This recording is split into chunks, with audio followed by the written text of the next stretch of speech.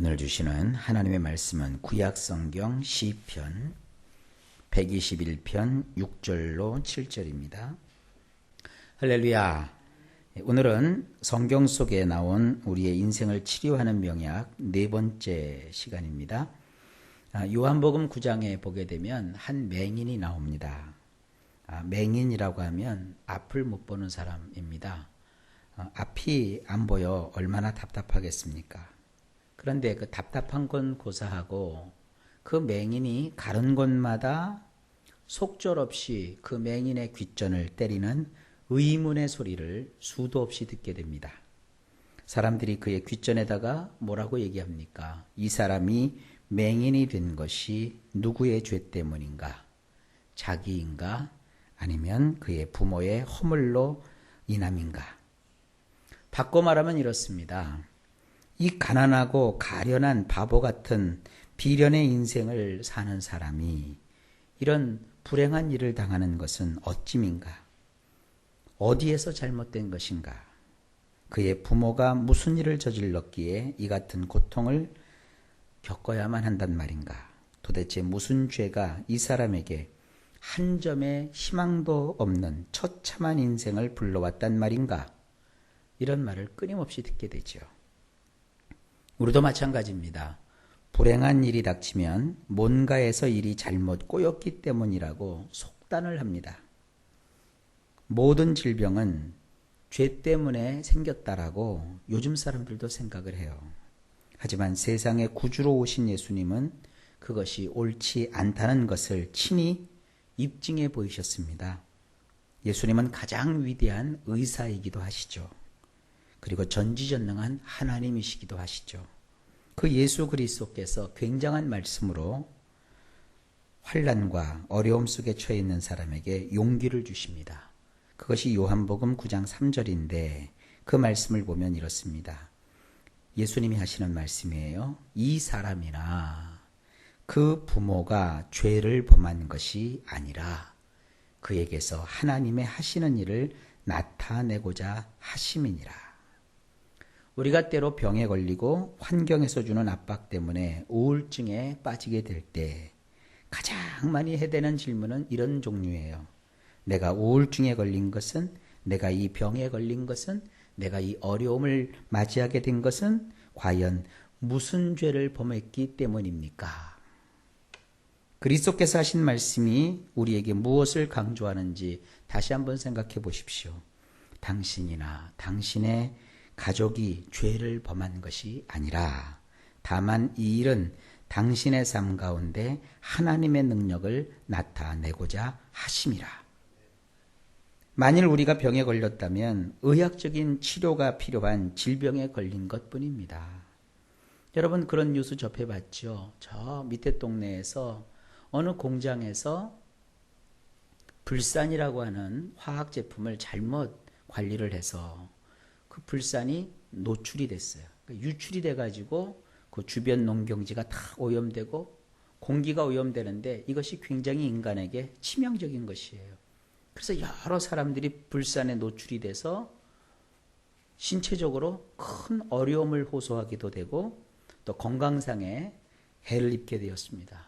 자, 이것이 그들의 무슨 죄 때문입니까? 아닙니다. 그것은 인간들의 관리 소홀 때문에 생기는 일입니다.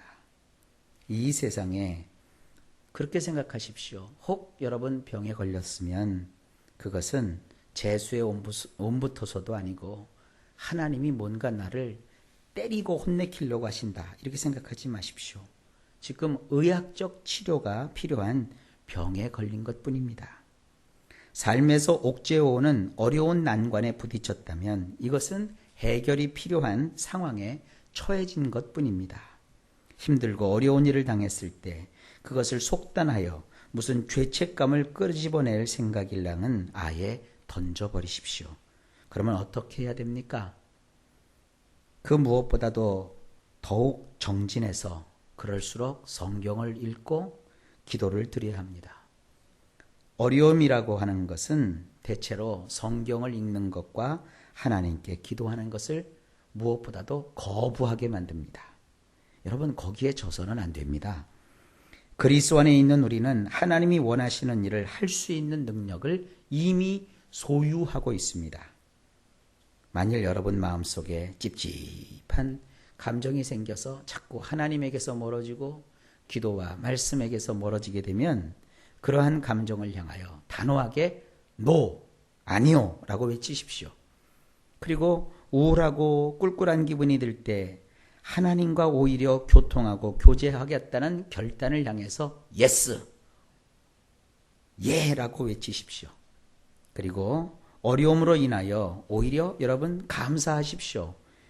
나는 하나님께서 나를 여전히 사랑하고 계심과 또한 나를 이끄셔서 나를 힘들고 어렵게 하는 그 모든 것과 한판 승부를 벌이게 하시는 것을 인해서 오히려 하나님께 감사하겠노라고 결심하십시오. 감사는요, 모든 것을 이기게 하는 힘을 우리에게 공급해 줍니다. 문제라고 하는 것은 원래 사람에게서 뿐만 아니라 하나님을 포함해서 자기 자신을 멀리 도피시키려는 경향이 있습니다. 그래서 아무도 하나님을 포함해서 자기를 사랑해 주는 사람이 없다는 느낌을 가지게 합니다. 하지만 성경을 읽고 하나님께 기도를 드리며 나를 향한 하나님의 사랑에 대해서 감사한다면 오히려 우리는 이렇게 고백할 수 있습니다. 내 기분과 눈으로 보기에는 어떠하든지 나는 하나님의 말씀만을 붙들겠습니다. 하나님이 뭐라고 말씀하십니까? 낮의 해가 너를 상치 아니하며 밤의 달도 너를 해치 아니하리로다. 여호와께서 너를 지켜 모든 환난을 면케하시며 또 내 영혼을 지키시리로다. 자, 여기서 상치 아니한다, 해치 아니한다라는 말은요, 원문으로 보면 같은 단어입니다. 이것은 때린다는 뜻이고 그야말로 친다는 뜻입니다. 우리는 살다 보면 낮도 경험하고 밤도 경험하죠. 근데 낮의 해도 나를 때리지 못합니다. 밤의 달도 나를 치지 못합니다. 왜냐하면 여호와께서 우리를 지켜서, 여기 보면 환난을 면케하신다, 영혼을 지키신다, 우리말로는 따로 번역되어 있지만 원문에는 한 단어입니다. 샤마르라고 하는 단어인데 이건 뭐냐 하면 철저하게 목숨을 걸고 사수한다라는 뜻이에요. 모든 종류의, 여기 환난이라는 표현은요, 히브리 말로는요, 엄청나게 어려운 고통, 고난, 아픔을 뜻하는 단어인데 이 단어에서 우리가 무엇을 볼 수 있느냐? 모든 종류의 그 불행한 처지에서 하나님은 우리를 철저하게 사수해 주신대요. 그래서 우리의 네페시, 우리의 영혼, 우리 성경은 영혼이라고 되어 있는데 이게 원문으로 보면은요, 전인간이에요. 전인간, 전인격, 우리의 몸, 우리의 마음, 우리의 생각, 우리의 영혼, 이 전체를 아우르는 단어입니다. 이것을 하나님이 철저하게 사수해 주신대요. 그러므로 나는 문제에 쌓여서 괴로운 심정이나 우울한 기분이 들 때 함부로 그 어떤 결정도 내리지 않으려고 노력하겠다는 결심을 하셔야 됩니다. 문제에 처한 사람은 그 어떤 사람들보다도 사실 더욱 큰 믿음이 필요합니다. 왜냐하면 눈에 보이지도 않고 가슴으로 느껴지지도 않는 하나님의 사랑과 돌보심에 대해서 무작정 감사해야 하기 때문입니다. 그니 얼마나 큰 믿음이 있어야 돼요? 하나님의 사랑이 느껴지고 하나님의 돌보심이 느껴질 때야 누가 감사하지 못하겠어요? 그러나 성경을 우리가 알고 있죠? 히브리서 11장 1절과 2절에 보면 뭐라고 되어 있어요? 믿음은 바라는 것들의 실상이요 보지 못하는 것들의 증거니 선진들이 이로써 증거를 얻었느니라. 감사하지 못할 때 감사하고, 느껴지지 않을 때 하나님의 사랑과 그 은혜와 돌보심이 느껴지지 않을 때도 그것을 하나님 감사합니다 한다는 것은 얼마나 대단한 믿음입니까? 고린도후서 5장 7절에 이렇게 말하고 있어요. 우리가 믿음으로 행하고 보는 것으로 하지 아니함이로다. 여러분, 어려움, 또 불행, 우울증, 괴로움, 고통, 환난, 그것은 나를 통하여 하나님의 영광을 드러나게 하시는 하나님의 놀라운 뜻이 있다는 것을 기억하십시오. 하나님이 여러분을 철저하게 사수해 주실 것입니다. 오늘도 예수님 안에서 승리하시기를 간절히 예수 그리스도의 이름으로 축원합니다. 기도합니다. 하나님 감사합니다. 우리 인생과 함께 하시는 하나님, 우리의 마음을 치료하시고 우리의 아픔을 감싸 주시는 하나님을 우리가 믿습니다. 하나님, 우리 안에 있는 부정적인 감정을 향하여 우리는 아니오라고 말하게 하시고 하나님을 믿는 믿음을 향하여 예라고 하게 하셔서 우리가 범사에 하나님께 감사하며 이 어려움을 이기게 하시고 승리할 수 있도록 힘을 더하여 주옵소서. 아버지, 우리로서는 감당할 수 없습니다.